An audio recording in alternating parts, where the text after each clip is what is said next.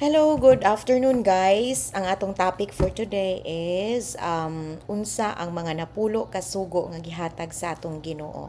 Ari ko diri magbase sa Exodo 20 diri sa ato ang Biblia sa Old Testament.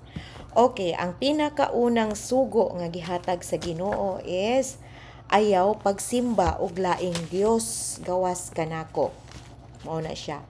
Ikaduha, ayaw pagbuhat og Dios o larawan sa bisan unsa didto sa langit o dinhi sa yuta o diha sa tubig nga anaa ilalom sa yuta. Ayaw pagyukbo sa bisan unsang Dios o pagsimba niini kay ako ang Ginoo ang nga inyong Dios ug abubhuan ako. Mo na siyang ikaduhang sugo. Ikatulong sugo, ayaw pasipad-i paggamit ang ako ngalan. Ako si Yahweh nga inyong Dios, silutan ko si bisan kinsa nga magpasipala sa ako ngalan.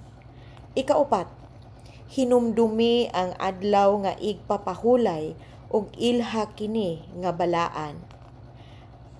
Ikalima, tahura ang inyong amahan ug inahan aron mutaas ang inyong kinabuhi diha sa yuta nga gihatag kaninyo sa Ginoo nga inyong Dios. Ikaunom, ayaw kamo pagpatay.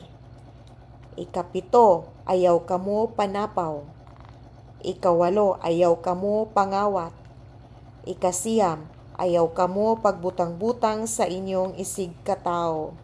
Ikapulo, ayaw kamo kaibog sa balay sa laing tao o sa iyang asawa o sa iyang mga ulipon o sa iyang mga baka, sa iyang mga asno, o sa bisan unsa nga iyaha. So, dili na lang ko mo explain ani guys. Mubo ra kay ni siya. Mauto siya ang napulo ka sugo.